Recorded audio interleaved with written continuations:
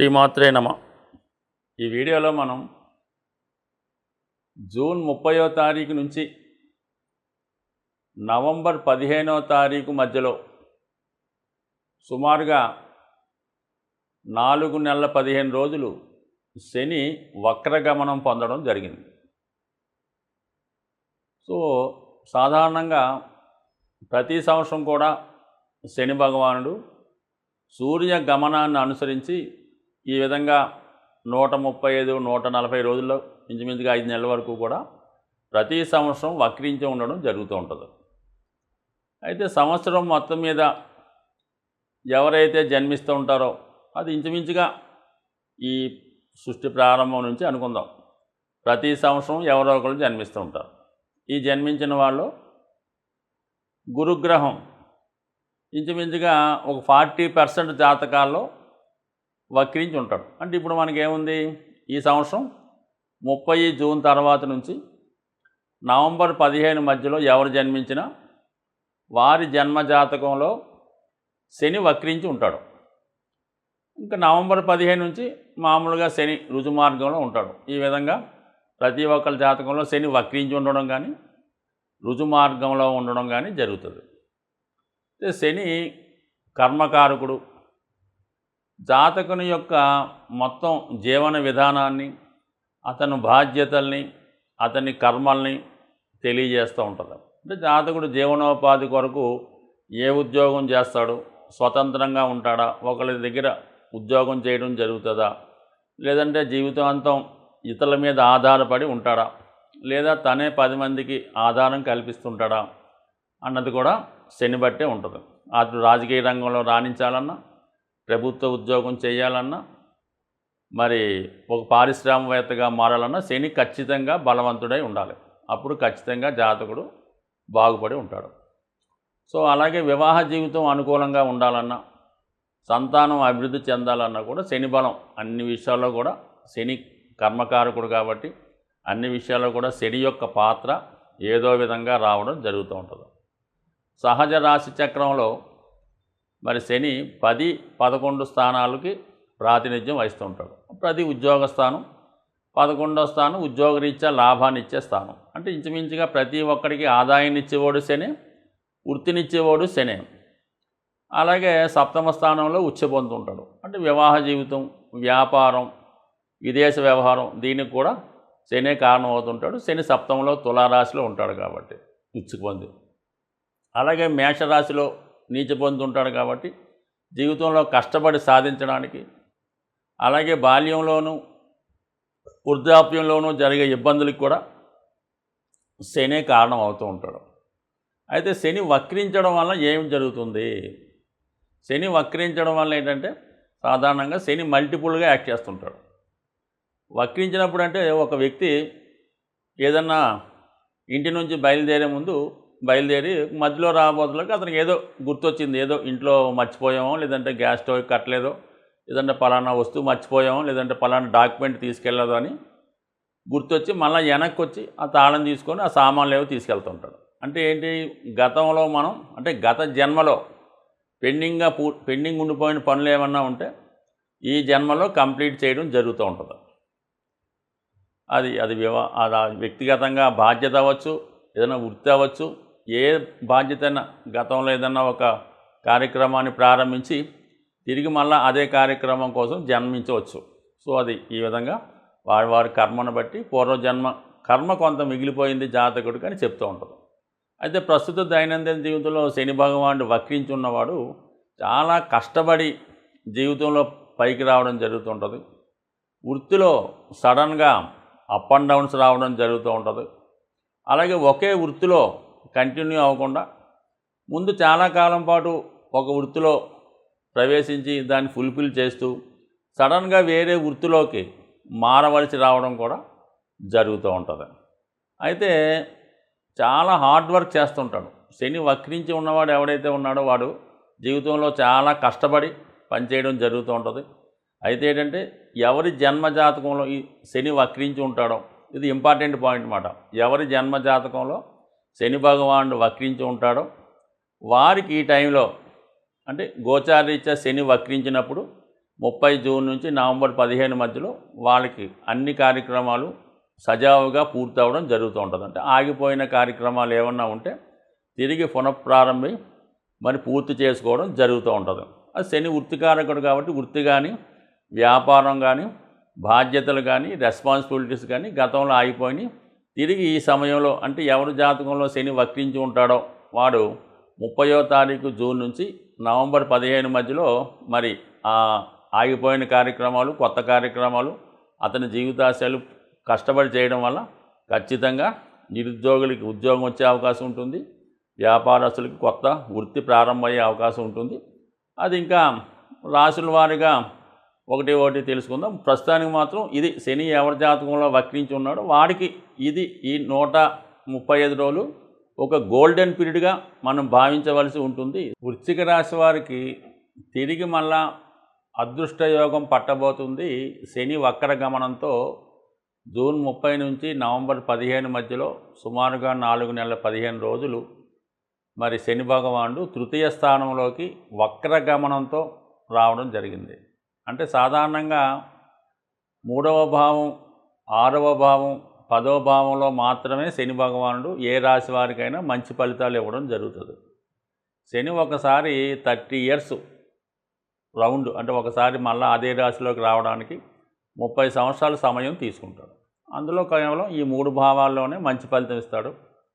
అయితే 7.5 సంవత్సరాలు శుభ ఫలితాలు, 22 సంవత్సరాలు ఏదో విధంగా ఇబ్బంది అవుద్ది ఒక 30 సంవత్సరాలు లెక్కేసుకుంటే. అయితే 3వ భావంలోకి వచ్చినప్పుడు మామూలుగా రావడం కన్నా వక్ర గమనంతో రావడం అనేది ఖచ్చితంగా అది ఒక విధమైనటువంటి యాక్షన్ మాట. ఖచ్చితంగా తొందరగానే మరి దాని యొక్క ప్రభావం స్టార్ట్ అవుతుంది. ఇది 3వ భావం కాబట్టి అభివృద్ధి. వృత్తిపరంగా మీరు ఏ కారణం చేత అయినా వెనకబడి ఉన్నా ఖచ్చితంగా మళ్ళీ మీరు వృత్తిపరంగా ముందుకి వెళ్ళడం జరుగుతుంది. ఉద్యోగ సంబంధించిన విషయాల్లో మీరు మరి ఉద్యోగం పోగొట్టుకొని ఉన్నా, గతంలో ప్రయత్నం చేసి ఆగిపోయి ఉన్నా, మీరు ఏదో విషయంలో సెలక్షన్ అయి పెండింగ్ పెట్టినా, అలాగే ఏంటంటే అర్హత ఉండి కూడా ఏదో కారణం వల్ల ఆగిపోయి ఉంటే మరి ఈ సమయంలో మీరు తిరిగి ప్రయత్నం చేయడం వల్ల ఉద్యోగపరమైన అభివృద్ధి ఖచ్చితంగా రావడం జరుగుతుంది.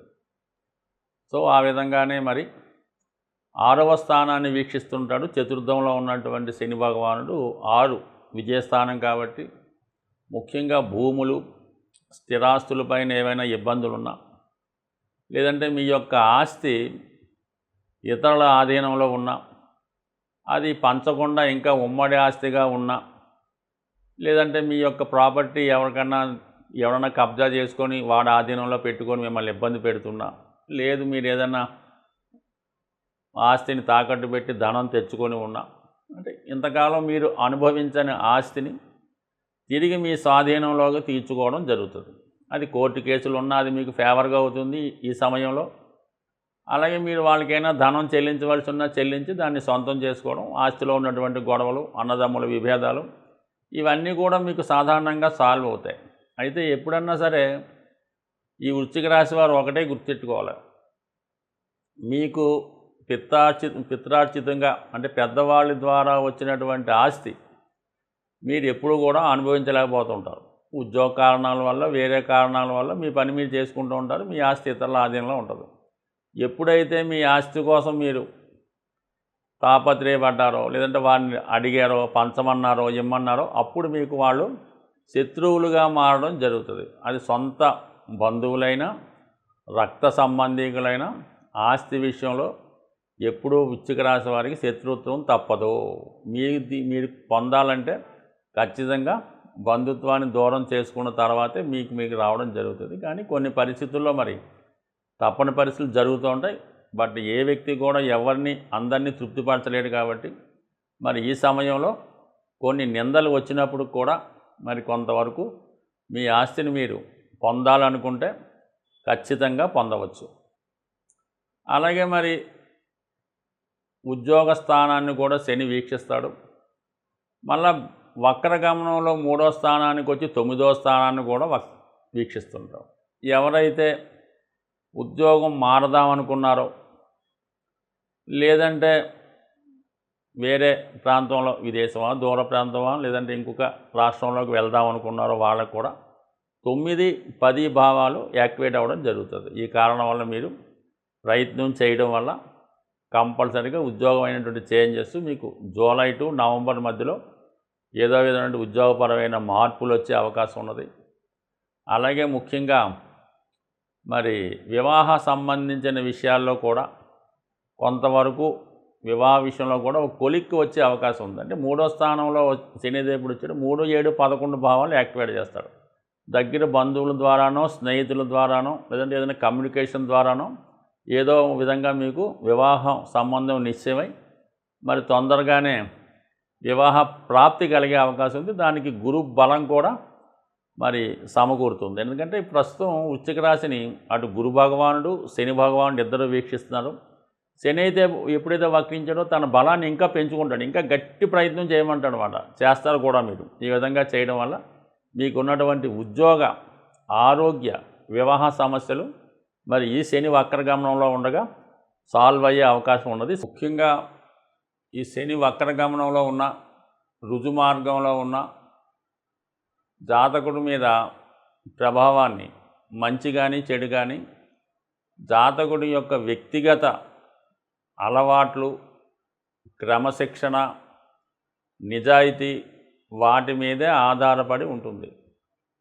మీకు ఈ యొక్క శని భగవానుడు అష్టమ శని, అర్ధాష్టమ శని, ఏలినాడు శని ఏదైతే అవనమండి, అది జాతకుడు ఒక క్రమశిక్షణతో, ఒక దైవ మార్గంలో నిజాయితీగా ఎవరికి ఇబ్బంది పెట్టకుండా చాలా సింపుల్ అయినటువంటి జీవితాన్ని గడుపుతున్నాడు అనుకుందాం.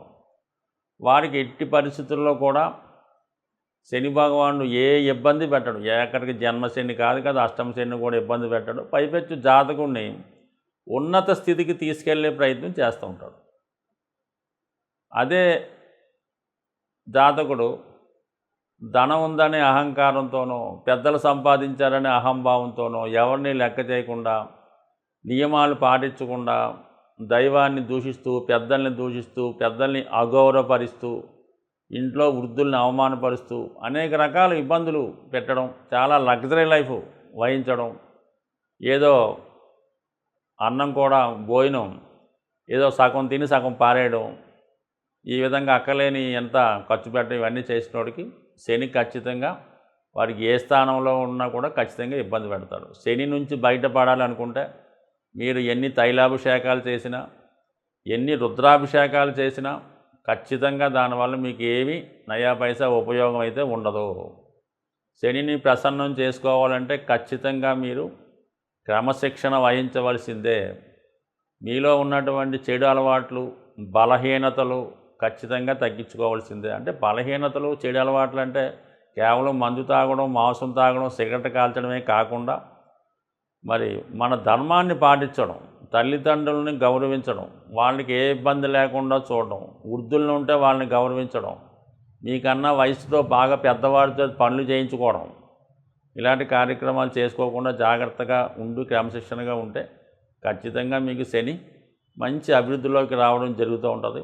ఎట్టి కష్ట పరిస్థితుల్లోనైనా మిమ్మల్ని బయటపడవేసే అవకాశం ఉంది. ఈ మంచి మార్గంలో మిమ్మల్ని పెట్టడానికే శని భగవానుడు మిమ్మల్ని సర్వదా ఈ 2.5 సంవత్సరాల్లో ప్రతి ఒక్కరికి కూడా ప్రతి ఒక్క భావంలోకి వస్తూ మిమ్మల్ని మంచి వాళ్ళని, చాలా మంచివాళ్ళుగాను, చెడ్డవాళ్ళని మంచివాళ్ళగా మార్చే ప్రయత్నం చేస్తాడు. అది మీ చేతిలోనే ఉంది. అందువల్ల ఏంటంటే ఖచ్చితంగా మాత్రం మీరు క్రమశిక్షణగా ఉంటూ ప్రతిరోజు శరీరాన్ని కొంత కష్టపెట్టండి. అది వాకింగ్ చేస్తారో, వ్యాయామం చేస్తారో, మెడిటేషన్ చేస్తారో, నడవలేని పరిస్థితిలో మంచం మీద పడుకున్న వాళ్ళు తప్ప ప్రతి ఒక్కరు కూడా ఏదో విధంగా కొంత శరీరాన్ని వంచే ప్రయత్నం చేస్తే 100% శని మంచి ఫలితాన్ని ఇస్తాడు. అయితే కొంతలో కొంత ఏంటంటే ప్రతిరోజు కూడా సూర్యోదయానికే ముందు లెగిసి సూర్య నమస్కారం చేసుకోవడం, అలాగే మధ్యాహ్నం పూట పడుకోకుండా కేవలం సూర్యాస్తమైన తర్వాత మరి పడుకోవడం, ఎక్కువగా సూర్యభగవానుని పూజించుకోవడం, ఆదిత్య ఉదయం చదువుకోవడం, ఆదివారం నియమంగా ఉండడం, అలాగే మరి విష్ణు సహస్రనామం, ఏదైనా కొంత మంచి మార్గంలో పెట్టే కార్యక్రమాలు వినడం, పెద్దల్ని గౌరవిస్తే ఆటోమేటిక్గా మీకు మరి ఎంత ఇబ్బందుల నుంచైనా, ఎంత కష్టాల నుంచైనా బయటపడడం జరుగుతుంది. ఇవేమీ పాటించకుండా మీ పనులు మీరు చేసుకుంటూ వేలకు వేలు లక్షలు పోసి జపాలు చేయించి అభిషేకాలు చేయించి మా పేరుతో కట్టేసామండి రోజు అభిషేకం జరుగుతుంటుంది. ఇలాంటి ఏమీ కూడా వర్కౌట్ అయితే అవ్వు. దయచేసి మీరు ఏమి అనుకోవద్దు. కష్టపడి పని చేయండి, ఒళ్ళు వంచి ఎక్సర్సైజ్ చేయండి.